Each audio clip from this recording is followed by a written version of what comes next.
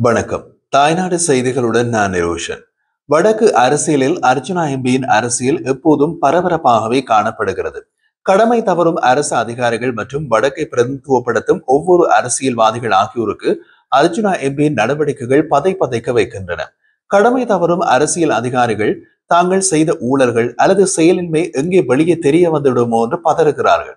வடக்கை பிரதிநிதித்துவப்படுத்தும் மற்ற அரசியல்வாதிகளிடம் நீங்கள் ஏன் இது போல செய்வதில்லை என்று மக்கள் கிடுக்குப்பிடி போடுகிறார்கள்.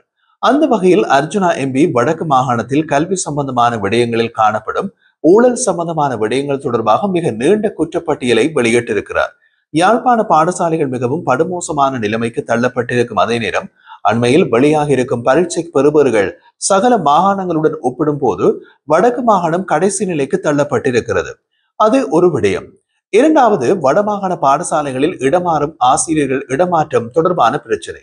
மூன்றாவது, கல்வி சீர்திருத்தம் தொடர்பிலான செயல் அமர்வுக்காக அண்மையில் வடபகுதிக்கு வருகை தந்திருந்த பிரதமரின் கருத்தரங்கில் கலந்து கொண்டு வடக்கு கல்வி அதிகாரிகள் நித்திரை கொண்ட காணொலிகள் தொடர்பான விமர்சனம்.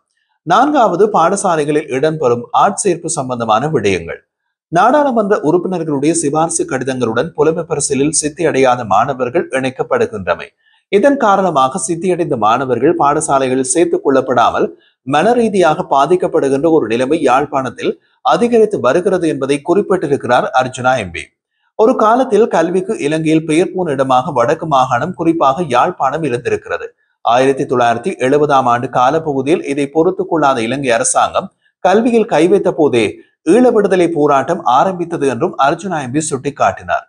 இவ்வாறான நிலைமையில் அண்மையில் பேசிய அமைச்சர் சந்திரசேகர் யாழ்ப்பாணத்தில் 900 பாடசாலைகளில் அன்னளவாக 70க்கும் மேற்பட்ட பாடசாலைகள் மூட வேண்டிய நிலைமையில் இருப்பதாக தெரிவித்ததை மேற்கோள் காட்டும் அர்ஜுனா எம்பி தற்போது பாடசாலை மாணவர்களுடைய நடை, உடை, பாவனை, கலாச்சாரம் அனைத்துமே மாறி இருக்கிறது என்றும் குற்றம் சாட்டுகிறார்.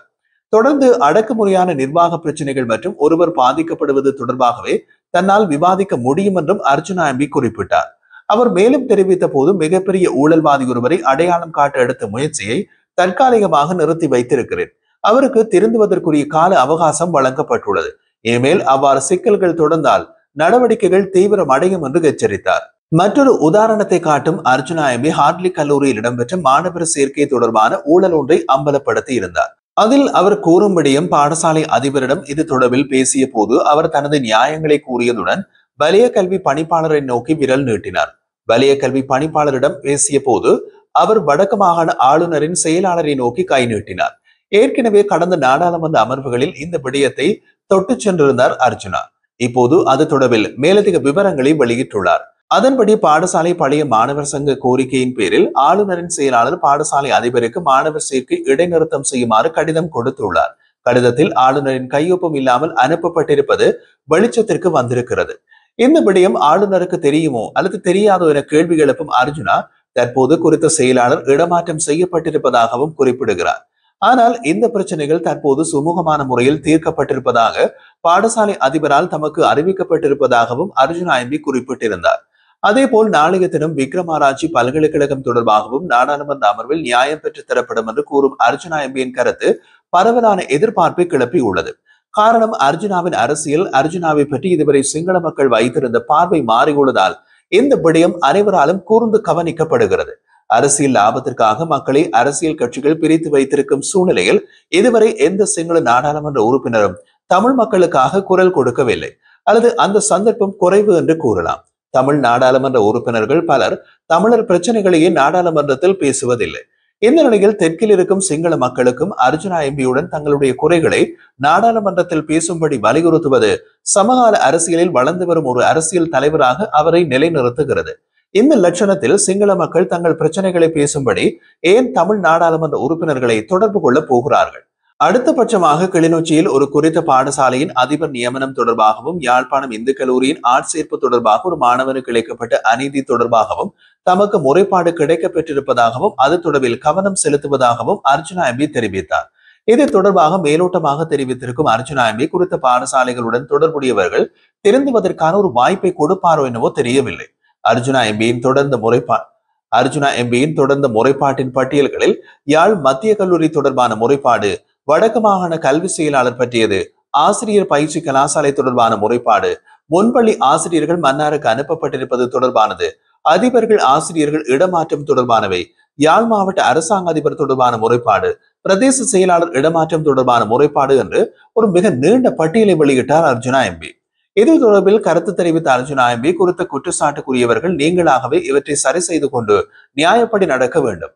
மாறாக அவ்வாறு இல்லாமல் எங்களுக்குள் அமைச்சர்கள் பழக்கம், ஆணிகள் பழக்கம், சுத்தியல்கள் பழக்கம் என்று பந்தா காட்டினால் நாங்கள் அறிவாள் போட்டு வெட்டுவோம் என்றார் நக்கலாக. கடந்த மார்ச் மாதத்தில் நாடாளுமன்ற சபாநாயகரால் நாடாளுமன்ற அமர்வுகளில் தொடர்ந்து 8 நாட்களுக்கு பேசுவதற்கு அர்ஜுனா எம்பிக்கு தடை விதிக்கப்பட்டவை உங்களுக்கு நினைவிருக்கலாம்.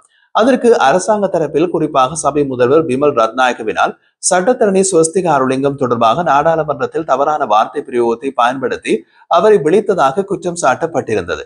இந்த நிலையில் நாடாளுமன்றத்திலே நாடாளுமன்ற உறுப்பினர்கள் மற்றும் எதிர்க்கட்சி உறுப்பினர்கள் சந்திக்கின்ற அடக்குமுறைகள் தொடர்பாக எதிர்க்கட்சி அலுவலகத்தில் இன்றைய தினம் ஒரு ஒன்று கூடல் இடம்பெற்றது. இதில் பல்வேறு விடயங்கள் விவாதிக்கப்பட்டிருந்தாலும் பிமல் ரத்நாயகவினால் அர்ஜுனா எம்பி மீது பொய் குற்றச்சாட்டு சுமத்தப்பட்டு அவருக்கு எதிராக நிகழ்ந்தது அடக்குமுறை என்பது தொடர்பில் பேசப்பட்டது முக்கியத்துவம் பெற்றது. அர்ஜுனா எம்பிக்கு எதிராக இது ஒரு பாரிய ஜனநாயக அடக்குமுறை என்பதை எதிர்க்கட்சியில் இருந்த சகல தலைவர்களும் ஏற்றுக்கொண்டமை அர்ஜுனாவிற்கு ஒரு அங்கீகாரத்தை கொடுத்திருக்கிறது. அதே நேரம் குறித்த கூட்டத்தில் இது தொடர்பாக பேசப்பட்ட விடயத்தை நாடாளுமன்றத்திற்கு கொண்டு செல்வதற்கு முடிவெடுக்கப்பட்டது. தொடர்ந்து இவ்வாறு பொய்யொன்றை அர்ஜுனா எம்பி மீது சுமத்திய சபை முதல்வர் பிமல் ரத்நாயக்க மீதும் நாடாளுமன்ற சபாநாயகர் ஜெகத் விக்ரமரத்ன மீதும் நடவடிக்கை விரைவில் எடுக்கப்படும் என்றும் பிரஸ்தாபிக்கப்பட்டுள்ளது. இது தொடர்பாக அர்ஜுனா எம்பி குறிப்பிடுகையில், தமிழ் நாடாளுமன்ற உறுப்பினர்கள் எவரும் என் மீதான அநீதிக்கு அன்றைய காலப்பகுதியில் குரல் கொடுக்காத சந்தர்ப்பத்தில் எதிர்க்கட்சியில் உள்ள சிங்கள நாடாளுமன்ற உறுப்பினர்கள் இந்த விடயத்தை தீவிரப்படுத்தி அதற்குரிய நீதியை பெற்றுத்தர முயல்வது தமிழ், சிங்கள, முஸ்லிம் மக்களுக்கிடையிலான ஒரு முக்கிய பிணைப்பாக பார்க்கிறேன் என்று தெரிவித்திருந்தார். அத்துடன் இவ்வாறு தமக்கு உதவும் சகல நாடாளுமன்ற உறுப்பினர்களுக்கும் எதிர்க்கட்சி தலைவருக்கும் நன்றி தெரிவிக்கவும் அர்ஜுனா எம்பி மறக்கவில்லை. தொடர்ந்து இன்றைய தினம் தமிழ் தேசிய மக்கள் முன்னணியின் நாடாளுமன்ற உறுப்பினர் கஜேந்திரகுமார் பொன்னம்பலம் இந்த விடயம் சம்பந்தமாக, அதாவது அர்ஜுனா எம்பி இழைக்கப்பட்ட அநீதி தொடர்பாக நாடாளுமன்றத்தில் ஆக்ரோஷமாக கருத்து தெரிவித்து சபாநாயகருடன் வாக்குவாதத்தில் ஈடுபட்டார். Honorable Speaker, I am a member of the Ethics and Privileges Committee. Honorable Speaker, I am a member of the Ethics and Privileges Committee. I am saying this with utmost responsibility. When a matter of privilege is raised, if there are certain mistakes, for example, if an honorable member has not kept to certain things, you pointing that out is a different matter. But to allow another member to make comments about a matter that has just been raised before you even refer the matter to the committee is very dangerous, Honorable Speaker. You are some comments, some decisions that you yourself have made whilst on the chair is being investigated by the committee. Honorable member, because it was wait, yeah, let me finish. Yeah. I'm saying this with responsibility. There was the honorable leader of the house stood up, misled you with regards to certain comments that were purportedly made by Honorable Archana when in fact he had not made it. And you prevented his speeches going live.